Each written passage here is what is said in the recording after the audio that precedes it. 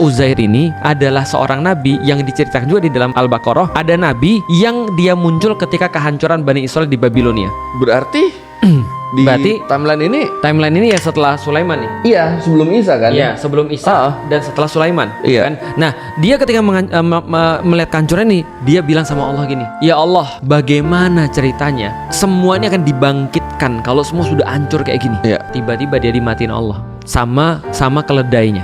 Lewat Dimatiin Allah. keledainya? Semuanya, dia sama maksudnya keledainya dia dan keledainya dimatiin Allah dan skip 100 tahun. Kenapa Allah memutuskan mematikan Allah dia? pengen ngasih pelajaran gimana cara Allah membangkitkan orang mati. Kan dia nanya, gimana cara Allah membangkitkan orang-orang mati setelah runtuh semua kayak gini? Iya. Ini kayak nggak mungkin. Langsung dimatiin Allah di dalam Al-Quran. Lalu kemudian setelah dia dibangkitkan lagi, dia langsung bilang, aku hidup lagi dalam keadaan kondisi yang udah berbeda. Iya. Tadi udah hancur kan sama orang-orang Iya. Babilonia. Sekarang Udah skip. sudah skip Ya, udah menuju skip 100 pada nanti tahun. pembangunan Baitul Maqdis Iya, lagi. Dia ngelihat, lah kok aku hidup lagi? Ditanya sama Allah, kamu udah mati tadi? Hah, iya ya. Kamu merasa mati berapa lama? Kamu merasa berapa lama tadi? Sehari atau setengah hari? Allah bilang, kamu udah 100 tahun. Coba kamu lihat tuh keledaimu tinggal tulang semua. Nah, kamu nanya sama aku gimana aku bangkitin? Perhatiin keledainya. Keledainya tiba-tiba tulangnya masuk lagi, transformer. Nah, lalu kemudian jadi keledai lagi. Dia datang kepada kaumnya dalam kondisi putus asa. Kenapa putus asa? Karena tidak ada lagi yang ngerti Taurat. Kan sudah habis Babilonia Kan sama udah skip, Babilonia. Udah habis 100 tahun skip lagi. 100 tahun hancur lebur tuh Iya, orang Bani Israel. Setelah itu dia juga bingung karena dia nggak ngerti juga Taurat. Ada cerita lagi riwayat dia pas jalan-jalan ketemu dengan seorang perempuan. Oke. Nangis. Oke.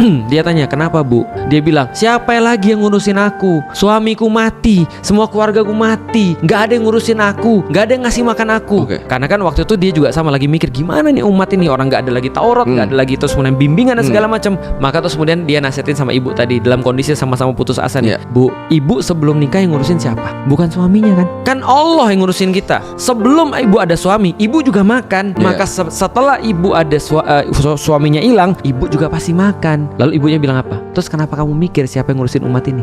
Wih, dibalikin sama si ibu. Terus ketika dia ngelihat ternyata malaikat tuh orang ternyata untuk ngajarin dia kenapa kamu pusing dalam perkara-perkara yang itu adalah perkara urusan Allah.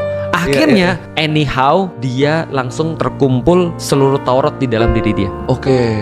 Jadi dia langsung hafal Taurat, seluruh kitab-kitab dia hafal dan dia ngajarin orang dengan apa yang ada di dalam hafalannya. Maka orang-orang bilang Uzair putranya Allah. Pertama karena skip 100 tahun, tiba-tiba datang bawa Taurat yang sudah hilang. Iya, itu bisa semua dipahami hafal, ya? Iya. Nah, itu yang terjadi pada Uzair. Dia nabi, tapi bukan yang dimaksud dengan putranya Allah. Iya.